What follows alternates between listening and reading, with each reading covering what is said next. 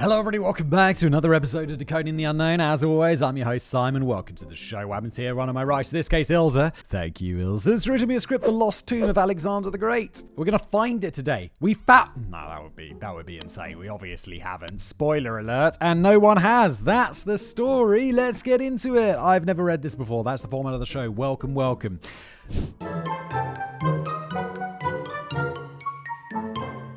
The journey has been an arduous one, full of danger, but as the golden sun sets slowly over the desert, the majestic pyramids casting their long shadows over the rolling dunes, a young traveller found himself walking down the dusty street of a bustling city. The greatest city in the world, filled with wonders and scholars. Our young pilgrim has dreamt of visiting Alexandria ever since he was old enough to dream.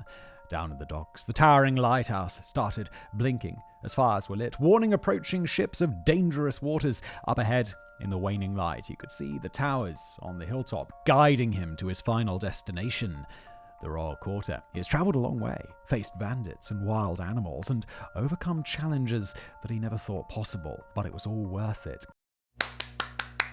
Great intro. I feel like I'm reading a story and I like it.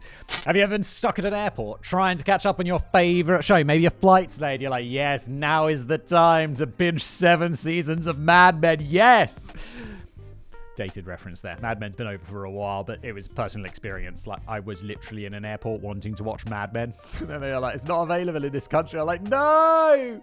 I wouldn't have those worries, though, if I'd had Surfshark, would I? Who is today's sponsor? Surfshark is your all-in-one solution for staying safe online, as well as expanding your content accessibility. With just one click, you can connect to over 3,200 servers in 100 countries. No more geo-blocks, no more restricted content, no more even getting a little bit ripped off because of your location when you're shopping online. No, not with Surfshark. Simply choose your location and access the internet, or as if you were anywhere in the world, whether you want to go back home and catch up on your usual shows or access new shows from another country. Surfshark is for you. Plus, they keep you safe by encrypting all of your information, which keeps your personal info safe from prying eyes even when you're on public Wi-Fi. Plus, they've got features like Clean Web, so you can browse without ads or malicious websites interrupting your experience. Plus, setting up Surfshark is super easy. You just download the app, you choose a server, and you're good to go with one subscription covering all of your devices. Unlimited devices, in fact. Plus, new feature, IP Rotator, so your IP changes constantly, giving you even more privacy. Are you ready to secure your online world? Well, go to surfshark.deals/DTU and use the promo code DTU to get 4 extra months for free. That's surfshark.deals/DTU. Thank you to Surfshark for sponsoring, and now back to today's episode. There was much to see and do, but the first stop would be the most important. Before organising a place to spend the night or finding something to eat, our young pilgrim made his way to the temple he came so far to see. Both a temple and a tomb, like so many pilgrims that came before him, the young man had but a single goal in mind: to gaze upon his hero, a legend, the general who never lost a battle, the son of Zeus, a man who was more than just a man, a god in human form. Alexander the Great. I remember the first ever thing I really learned about Alexander the Great was that he ruled over most of the world before he was 30 or something, because there's that awesome scene in Smallville where Clark and Lex Luthor are like in a museum or some and there's like Alexander the Great's breastplate. And Clark says to Lex, or maybe it's not Clark, it's been 20 years since I saw this show, but he's something like, oh, Lex, I didn't realize you had such an interest in ancient history. And Lex just replies, I don't have an interest in ancient history. I have an interest in people who took over the world before they were 30. And I'm like, badass, dude. Lex Luthor's a badass. Sorry, tangent over, let's get back to it. Lying first in a stone sarcophagus and later in a glass coffin, we know Alexander's remains were visited by pilgrims from all over the Hellenistic world, from the lowliest peasant to the greatest kings.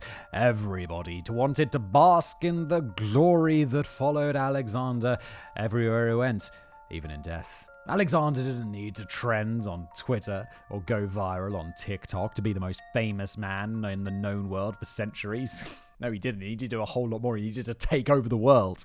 Even today, Alexander's tomb would have drawn hundreds of thousands of visitors each year. If only we knew where to find it. Alas, it is not to be, for the tomb of Alexander, like so many of the wonders of the ancient world, has vanished. Meet Alexander the Great.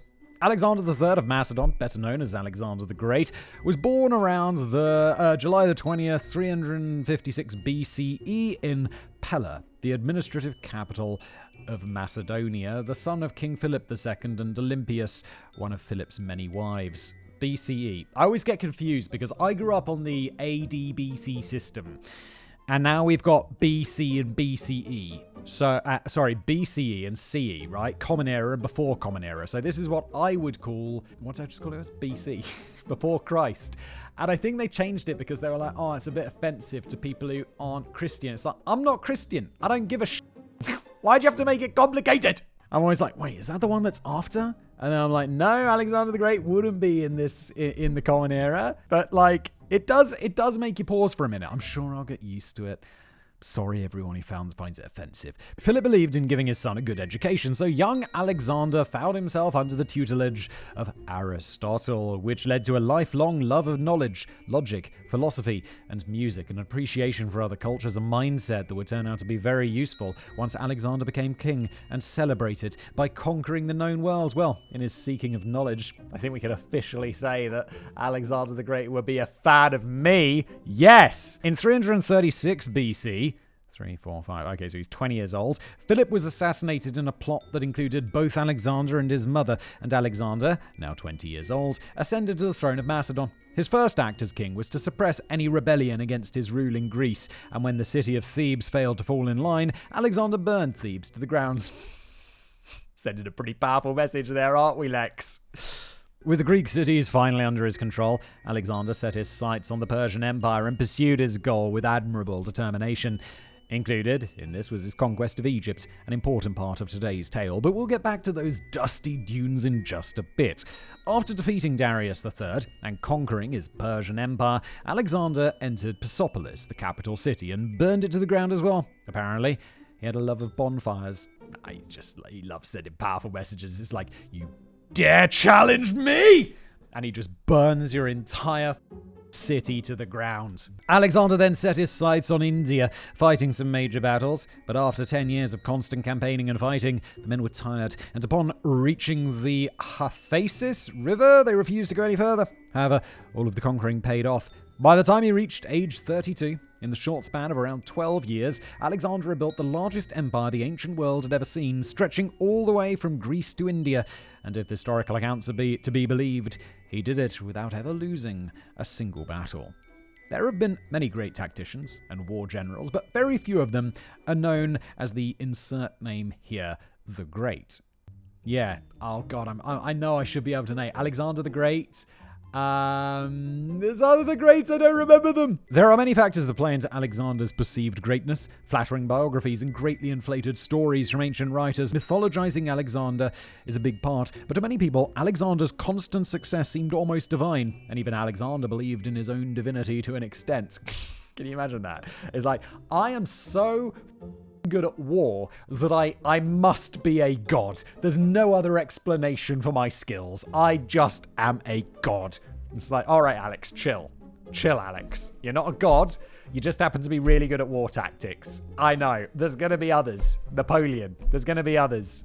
His mother, Olympias, allegedly told Alexander and anyone who would listen that his true father was Zeus, not Philip, and it must have made quite an impression on the young boy. Poor Philip. He got cucked by Zeus. Alexander's coinage makes frequent reference not only to his divine heritage, but also links him with other deities and heroes like Hercules. Alexander's greatness also rubbed off on the people closest to him, so his generals further amplified the ruler's greatness in an attempt to make themselves look great by association. In the eyes of the people, they sought to rule after Alexander's death. Alexander was a man of contradiction, respectful of the cultures he conquered, even taking up some Persian practices and able to motivate his men on the one hand, while being paranoid and quick to anger on the other. Whether he truly was the great man historians and generals hyped him up to be or not is a moot point. He became a legend, inspiring the likes of Caesar, Auguste, Napoleon, and even Hitler, among others. Statues and paintings of Alexander the Great can be found all over the world, and tales of Alexander have permeated popular culture for centuries. This is very impressive, considering that he was only 32 years old when he died. Oh, was he only 32? So it just kind of got into like his whole conquering the world stuff. He'd be conquering space if he hadn't been killed. I mean, the technology wasn't there, of course, so it's just, like, obviously not. But probably, I mean, he's Alexander the Great. He'd conquer your soul. The death of a legend. Much is known about Alexander's life, but his death is a bit of a mystery since we have no idea what actually killed him. In fact, we're not entirely sure he was dead in the first place. The story goes that after drinking a bowl of wine at a party, Alexander complained of searing back pain and collapsed. It must have been a pretty big bowl. 10 days after his collapse, some of his most loyal soldiers insisted on seeing their king. According to the Greek historian Arrian, by that time, the king couldn't speak and even struggled to raise his head. Around a fortnight after his grand exit from the party in 323 BCE, Alexander the Great, or was Alexander the Dead? A few days after his death, those who looked upon the body noted that the great general didn't show any signs of decomposition, which just solidified the rumors that Alexander was descendant from a god, or even a god himself. Or perhaps he's just in a coma and you shouldn't put him in like a mausoleum or something until you're sure he's dead. Because he doesn't seem very dead if he's not decomposing after a few days. Because, godly or not, he's gonna decompose. Like Jesus decomposed. Pretty sure after a few days, Jesus' body started smelling. There are many theories as to what finally killed Alexander. The most popular theories state that he died of a disease like typhoid or malaria or some other natural causes. Others claim that it was a combination of old battlefield injuries, as he had been wounded severely on more than one occasion, and heavy drinking finally did him in. The romantic theory is that he died of grief over the death of his special friend, Hephaestion. The more suspicious among us believed that Alexander was assassinated with poison, whether for political gain or just because someone was tired of all the conquering and wanted to go home. Why'd you kill Alexander? I was just tired, dude. We've done so much conquering. It's boring. I just want to go home and see my wife and family. And like go to the barns or whatever the people do back in the day. No more conquering, Alex, for fuck's sake. It's time to stop! It's also possible that Alexander wasn't actually dead. In 2019, Dr. Catherine Hall presented a rather disturbing theory. Hall believes that Alexander suffered from Guillain-Barré syndrome, GBS, a rare autoimmune disorder. This disorder could have caused the symptoms Alexander experienced, the abdominal pain and progressive paralysis that left him unable to move. However, despite the physical symptoms of this condition, his mental acuity would have remained 100% intact. Oh god, so it's like that locked-in thing when he's like, he's completely aware, he just can't do anything about it. And they're burying him like in Lost, where they poison those two people and then bury them and they're alive. And then they find out later that they were alive and you're like, no, they buried them in the sand while they were conscious. At the time of Alexander's death, healthcare was rudimentary at best, and the line between life and death was a bit fuzzy. Hall believes that the symptoms of GBS made Alexander appear dead when he was still very much alive. After being left without food or water for several days, since he was already considered to be dead, he probably would have died of dehydration before he was mummified, so at least he probably wasn't mummified alive, unlike the mummy. So hopefully he won't rise from the dead to chase people down and steal their organs. Always something to be thankful for, I suppose. Of course, if he wasn't actually dead, it would certainly explain why he didn't start to decompose. It had nothing to do with being the son of Zeus and everything to do with incompetent physicians. It's interesting that Alexander's body was mummified after his death, as the traditional Macedonian way at the time was cremation. It could have been a practical solution since the plan was to ship his remains all the way back to Macedon, but considering his love for Egypt, it seems somehow fitting that his body was treated more in an Egyptian tradition than a Macedonian tradition after his death. I don't know Alexander personally, but from what I've read about him, it seems like he would have approved. Whether he would have approved of the game of musical graves that his body was subjected to after his death is a different matter entirely. This is one of those things where it's like, I don't put a lot of thought into this because after you're dead, you literally that's it. You don't care. His body was moved around. You know what Alexander the Great thinks of that? Nothing, because he's dead. The legend's missing tomb. Considering the life expectancy of the time, Alexander didn't die particularly young, but clearly his death was unexpected, as he left no directions for what he wanted after death and no clear heir to his vast empire. This is one thing, I haven't left particularly clear instructions for what happens after my death, but I'm also not Alexander the Great, out fighting battles and people wanting to poison me and, I don't know, bury me alive, or maybe I've got the Guillain-Barré syndrome, whatever. I got none of that shit. I'm like, it's pretty unlikely that I'm going to die anytime soon. And the older I get, the more in order my affairs get. But if I was out in battle all the time, I'd be like, probably a good idea to have an idea of what happens after I'm gone. Because you're going to war. One story claims that he wanted his body thrown into a river so that it would vanish, creating the illusion that he was taken up to the heavens by his father, Zeus Amun, thus cementing his image as a deity. However, the truth of this tale is anyone's guess. Can you imagine that all goes on? And then a few days later, some peasants just washing their clothes in the river like a washerwoman. And then Alexander's bloated corpse just comes down. It's guys, he didn't ascend to heaven. I found his bloated body. It's about to pop. Come check it out. The poor planning regarding his funeral, and more importantly the question of succession, led to a mad scramble and years of civil conflict as the various generals carved up the empire among themselves. One of the generals that came out on top was Ptolemy I, the longtime friend of Alexander, but not the most powerful man at court.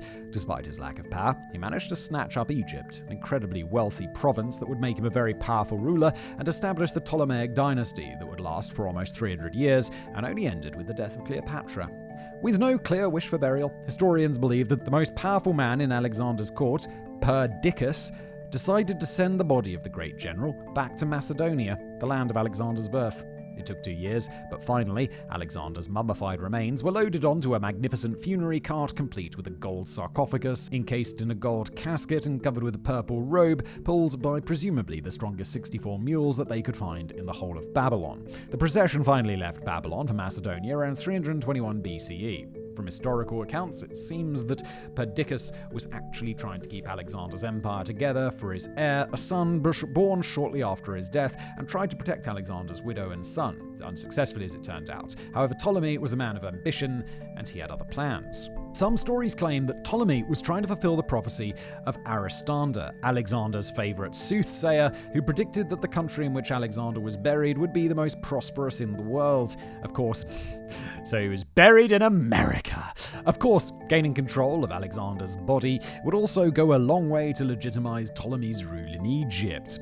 So when the funeral train reached Syria, it was intercepted by Ptolemy's forces and rerouted to Memphis, the fortified capital of ancient Egypt and Ptolemy's seat of power. Whether Ptolemy acted on behalf of his friend by burying Alexander in his beloved Egypt, or whether he was simply trying to strengthen his own power, we'll never know. However, by the 3rd century BCE, Ptolemy I spread rumors that he was, in fact, an illegitimate son of Philip II and therefore Alexander's half-brother and legal successor. So I'm inclined to believe the latter. Yes, he's not doing it out of the goodness of his heart. He's doing it because he's this is how I will cement power. Regardless of the reason, Alexander finally arrived in Memphis, and so the game of musical graves began. Wait, it hasn't begun yet? They've already moved his body all over the show. Alexander was first buried in a temporary tomb near Memphis, probably in Saqqara. In the 19th century, archaeologists found a temple to the pharaoh Nectanebo II, the last native pharaoh of Egypt who vanished after the Persian invasion in 340 BCE. Since old Nectanebo II wasn't around to use his tomb or his pre-made royal sarcophagus, it's been theorized that his temple became the temporary burial place for Alexander. It's a bit weird. The thing is, I don't want to know. I don't want to choose my own, not a sarcophagus, but urn or box. What's it called? Casket? Tomb?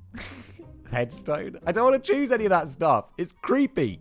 It's yes, well, I bought my casket on sale and it just sits in my living room ready for use any day now. It was relatively new, empty, practically next door to Ptolemy's Memphis and the most recent non-Persian monument in Egypt, making it an ideal place to lay Alexander to rest, for the time being anyway.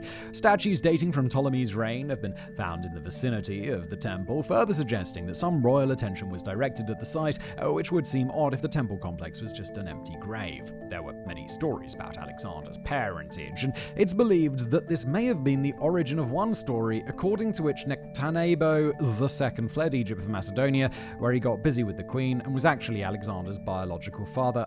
No. We know that Alexander's biological father was the god Zeus. That's why Alexander was so good at military, because he was descended from a god and a god himself. As he said himself in his own words, godlike. There's nothing to back this up though, but it's an interesting story nonetheless. By the time of Ptolemy II, son of Ptolemy I, the city of Alexandria, founded by Alexander himself, was finally finished. So the mummified remains of Alexander were moved to the city that bore his name. Here, he was laid to rest for a second time before being moved to a mausoleum known as the Soma, meaning body in Greek. This was built by Ptolemy IV for Alexander and the Ptolemaic royal family. It didn't take long for the tomb to become a site of pilgrimage, which only increased the importance of Alexandria in the Hellenistic world, which no doubt made the Ptolemies very happy kings indeed.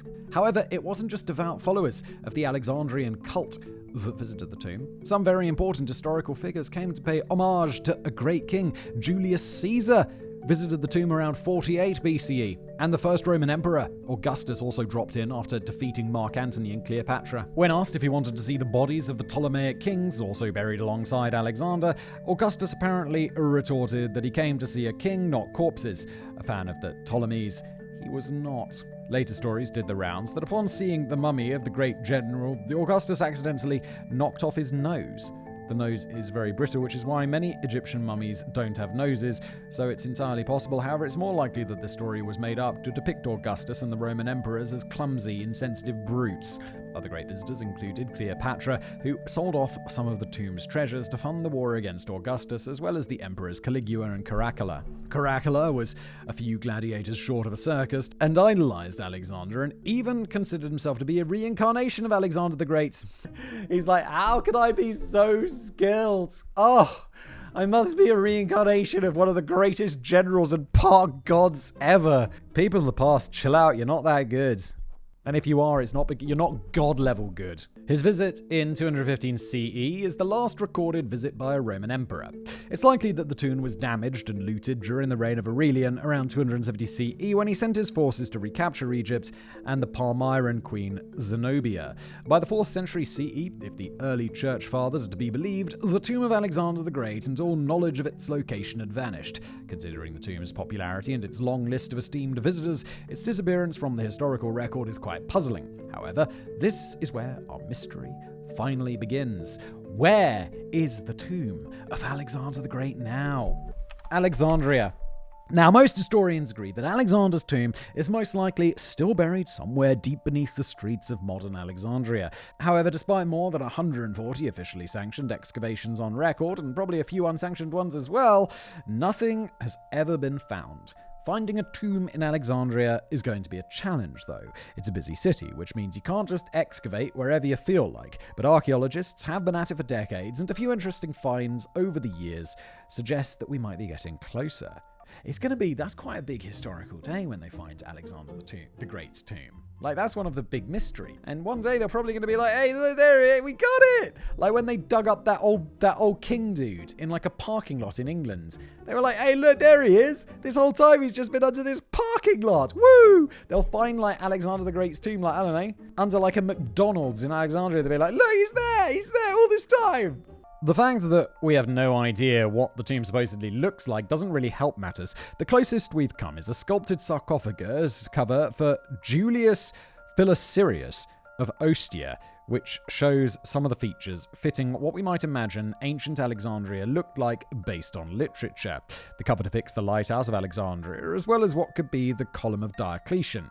A round tower with a conical roof is considered to possibly be the tomb of Alexander, but this isn't really a lot to go on. Thanks to the diligent, if sometimes fantastical work of ancient writers, we think the Soma, where Alexander was finally buried, stood at the crossroads of the city's main north, south, and east-west roads, while Strabo claimed that the tomb was in the Palace District or the Royal Quarter, the same area supposedly housing the Great Library of Alexandria. Unfortunately, the city of Alexandria today looks very different from the Alexandria of the Ptolemies. However, excavations in 1895 suggested that the crossroads of ancient Alexandria might be the vicinity of the intersection of modern El Horea and Nabi Daniel roads. There are some local stories that place the tomb of Alexander in this area. We don't know what it looked like, and we have no evidence that it existed past the 4th century, but generational memory is a thing, so it is plausible that the approximate location of the tomb was preserved in local memory.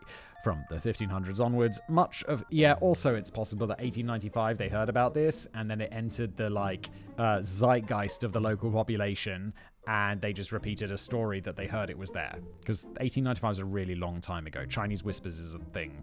From the 1500s onwards, much of Alexandria lay in ruin, but scholars and tourists came from far and wide looking for the remains of famous buildings, among them the tomb of Alexander the Great. By then, no one had any idea where the Soma used to be, but an enterprising young man could make a good few coins showing tourists whatever they wanted to see. It's not like anybody knew the difference. The two buildings most often shown to these early tourists were the site of the old church at St. Athanaeus, which later became the Mosque of Atarin after the Arab conquest, and the Nabi Daniel Mosque. The Nabi Daniel Mosque stands around 100 kilometers from Nabi Daniel intersection. It was initially built at the end of the 18th century and restored in 1823. Before the mosque was built, it was probably the location of a smaller shrine, and stories that the mosque had been built on top of Alexander's tomb have long been circulating. It's said that the crypt contains the remains of the scholar and teacher, the prophet Daniel, and his companion, Sidi Lachman el-Hakim. What's interesting about this little detail is the fact that the Arab legend of the prophet Daniel shares some similarities with the story of Alexander, but differs greatly from the Bible version. According to this legend, Daniel, a young Jew, was persecuted and chased from Syria by idolaters who he was trying to convert. An old man appears to Daniel in a dream, urging him to go to war against the infidels, promising him victory over all of Asia. Daniel arrived in Egypt, where he acquired a lot of followers and eventually built Alexandria. Wisely obeying the old man in the dream, he went to war against the infidels until he finally returned to Alexandria, where he died of old age. Ah, yes, such a wise decision to pay attention to the people in your dreams. Right. He was placed in a golden sarcophagus inlaid with precious stones, but the Jews stole it to mint coins and replaced it with a stone sarcophagus. To my knowledge, the graves of the prophet and his companion have never been disturbed, but unless there's an inscription saying, "Here lies Alexander, not Daniel," it probably wouldn't help us much anyway. In 1865, Khedive Ismail ordered the engineer Mahmud Bey el-Falaki to draw up a map of ancient Alexandria to comply with a request by Napoleon III. It was the first reliable archaeological excavations of Alexandria and gave us some idea of the layout of the ancient city. In a report to his bosses, el-Falaki claimed that while visiting the Nabi Daniel Mosque, he entered the vaults of the building where he found a large room with an arched roof built on the ground level of ancient Alexandria. From this paved room, inclined corridors started out in 4 different directions. The length of the corridors and their poor condition prevented him from properly surveying them, but the rich quality of the stone used in the construction, along with other indications, convinced him that the passages led to the tomb of Alexander the Great. He wanted to return later to resume his investigations, but was forbidden from doing so, and the entrances to these corridors were walled up. El-Falaki wasn't an archaeologist, and as far as we know, he had nothing to win or lose with the discovery of the tomb. However, his story is an odd one. He was working on a project on the orders of the man in charge, so it seems strange that he would be prevented from essentially doing his job.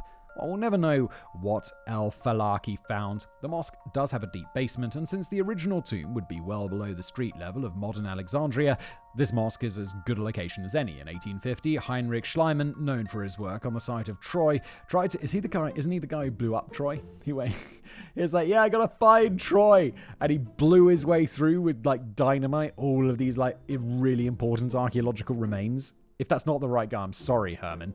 Sorry, Heinrich. But... I think that was you, my dude. He tried to get permission to excavate, but his application was denied. Yeah, probably because they knew what he did. Troy. Modern scholars have also studied the history of the mosque. While most reject the claims that the mosque is the location of Alexander's tomb, the stories about the mosque being built on the tomb probably reflect a genuine historical memory, suggesting that the tomb's location is somewhere nearby. The Atarin Mosque, around 300 meters away from the Nabi Daniel Mosque, also claims to be the site of the ancient tomb of Alexander. The claims drew the attention of Napoleon's archaeologists in 1795. They didn't find the tomb of Alexander, but their search wasn't entirely fruitless. They did find an old sarcophagus that had been repurposed by the mosque as a ritual bath. Lovely. So what's this? Oh, it's an old sarcophagus. Yeah, we threw out the mummy and turned it into a bath. Nice. They couldn't read the hieroglyphics and dismissed it as just an Egyptian curiosity, but took it anyway. When the British finally defeated old Napoleon, they took the sarcophagus for themselves because, as we know, they had a bit of habit of carrying off other people's stuff for their museum. Fill it up, boys! Eventually, they did manage to decipher the hieroglyphs, though. Turned out the sarcophagus was that of Nectanebo II. Those of you who have been paying attention will recognize the name. Yeah, I remember it. The sarcophagus didn't belong to Alexander, but if the theory of Alexander being buried in Nectanebo II's temple near Saqqara has any truth to it, the sarcophagus could very well be the one that Alexander was transported in from Memphis to Alexandria. They just chucked him out and turned it into a bath. The Atarin Mosque wasn't the Soma either, and there's no indication that it was built on Alexander's tomb, but the presence of the sarcophagus in the area where the Soma had most most likely once stood suggested that we're getting a little closer. However, despite much work being done, Alexander and his tomb have yet to appear. In northeastern Alexandria, in the Latin cemetery at El Shatbai, we also have the Alabaster Tomb. While it's definitely not the Soma and Alexander's final resting place, it could be the tomb he was placed in when he arrived from Memphis before later being moved to the Soma that he shared with the Ptolemies. The Alabaster Tomb is a sizable tomb with no inscriptions and seems to date from around the 3rd century BCE. Some of the design elements are similar to other ancient tombs discovered in Macedonia, suggesting that the part of the cemetery which houses the Alabaster Tomb was most likely reserved for the upper class or royalty in the days of the Ptolemies, so perhaps Alexander's mummy spent some time here. When we find this, if we find this, are we going to find out what killed him? Because I feel like the greater mystery to me is like, okay, so his tomb is missing. Like, brilliant. But unless there's some like really interesting thing we're going to discover there, I don't really care that much. But if we find his body, can we find out what killed him? Can we like grind his bones or like his organs or something and like work out whether he was poisoned or whether he had some disease or like he had that Guillain-Barré? Can we figure this out? Can we clone Alexander the Great? Can we do all of that? That'd be fun. The most recent archaeological excavations to turn up something significant are at a site at the Shalalat Gardens, a public park in the heart of Alexandria that's been the focus of archaeologist Calliope Limenaeus Papacosta. Sorry about that, Calliope. No idea how to pronounce your name. For more than 20 years, the excavations have dug down 35 feet and uncovered sections of Alexandria's royal quarter. Using ancient accounts of Alexandria, a 19th century map, and ERT, electrical resistivity tomography technology, Papacosta and her team have identified 14 anomalies that could be structures. Their discoveries so far include a Roman road, an ancient statue of Alexander the Great, a Ptolemaic period carved tunnel, the remains of a massive public building over 200 feet long, and the beginning of a Hellenistic wall parallel to the public building. The main priority is to identify the building. An inscription would be helpful, but so far nothing like that has been found. Whether it's the tomb of Alexander or not is still unknown, and it will be several more years before we'll know one way or the other. I have to say, like, of careers that I'd not do, like, archaeology is not high up there, but it is interesting. Like, we're having our garden redone at the moment, and so these digging machines were in, and they're like digging up and moving dirt and all that crap. And like, it's a really old house built on like a really, a piece of land that's been built on for hundreds of years. And you're like in the garden, you're like, oh wow, you can totally see like once you dig down a little bit, oh yeah, there's some tiles here, there's a path here. And you can see like, oh, this just got covered over with dirt and grass at some point, but there was totally like a designed garden here at some point, and I find that fascinating. And I kind of imagine it's like that, but, archaeology looking for Alexander's tomb, except on a much bigger scale and with a lot more bureaucracy, rather than just me like smashing into my garden with an axe to like see what's down there. Even if Alexander's tomb is somewhere in Alexandria, it's unlikely that we'll find it. In the 3rd century, under Claudius II, Aurelian, and Diocletian, the city of Alexandria was destroyed multiple times. In the 4th century, earthquakes probably damaged and changed some sections of the city completely.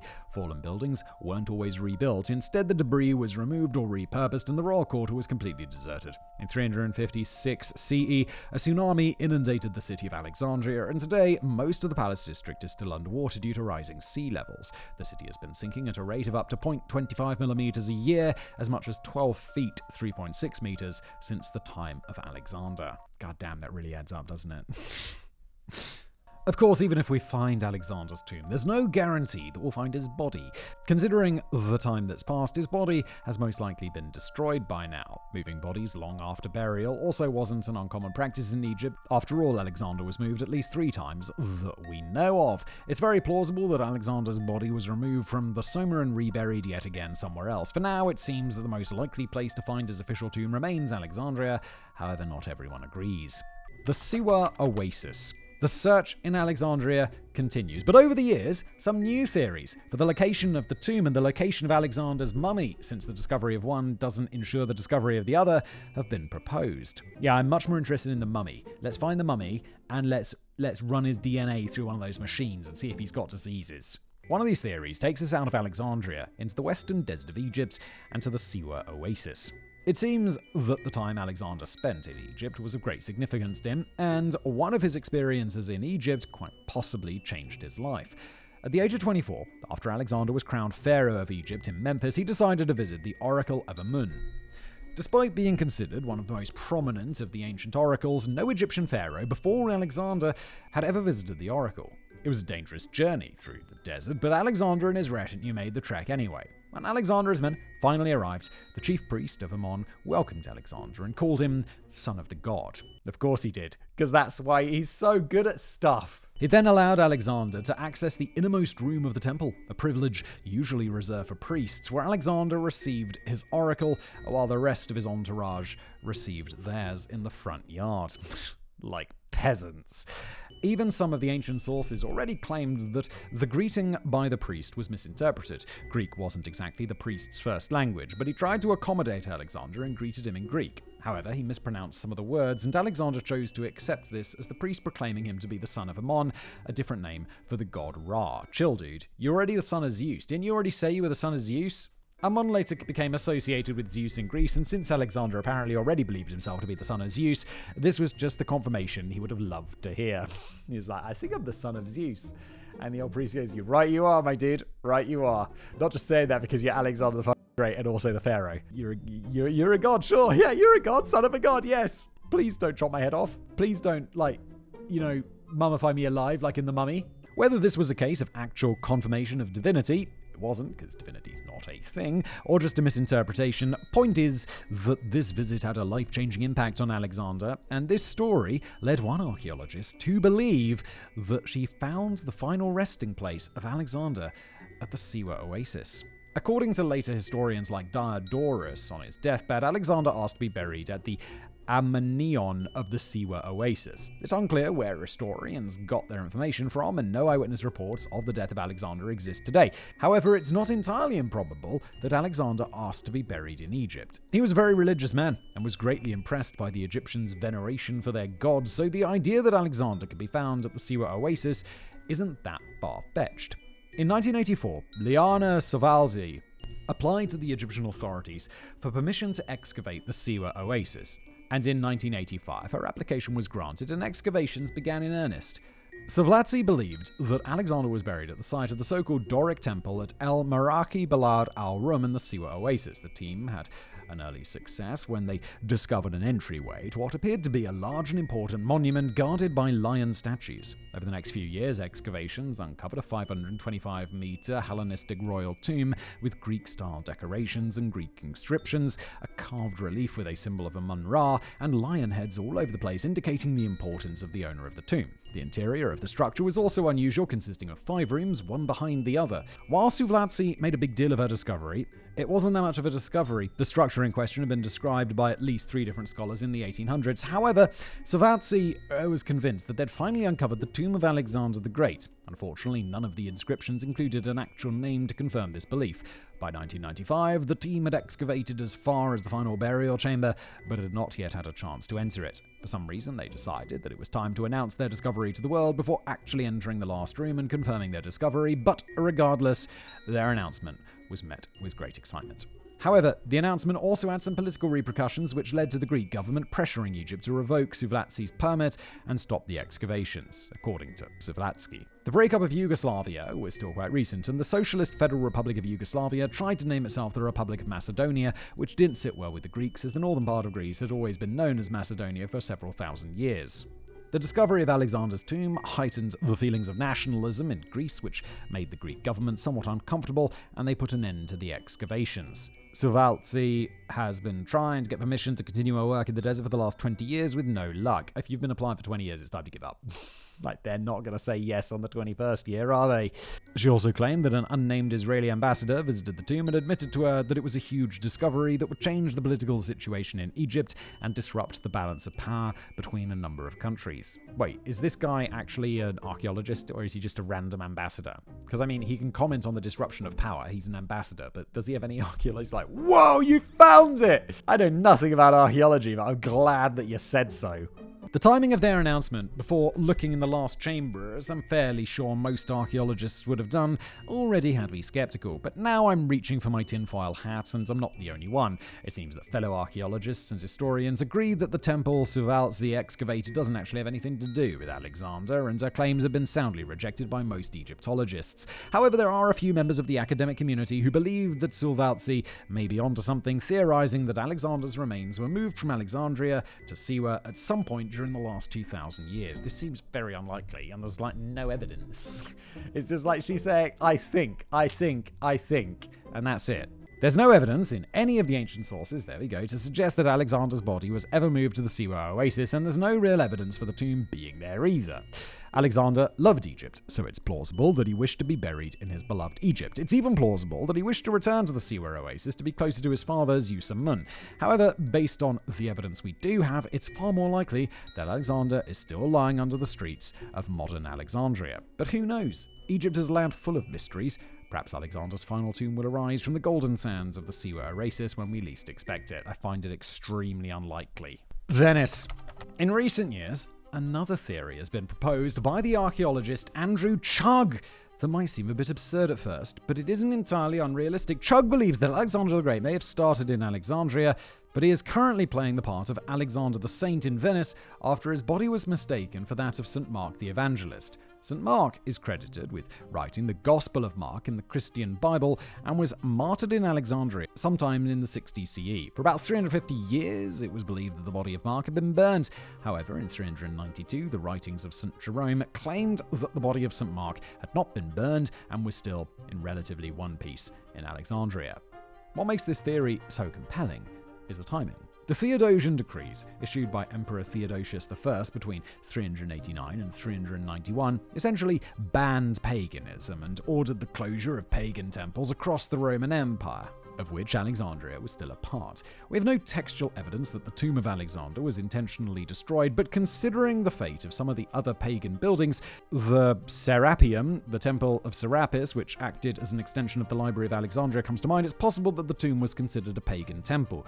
After all, Alexander was considered a deity and had been worshipped as such for a long time, so it stands to reason that the tomb received the same kind of treatment as the other pagan temples and was destroyed. The writer Libanius, a teacher of rhetoric in the Eastern Roman Empire, provides the last mention of Alexander's mummy still being on display before 390, and shortly after this, Alexander's body is considered lost. Then, suddenly, in 392, St. Mark's body reappears after being considered destroyed for 350 years.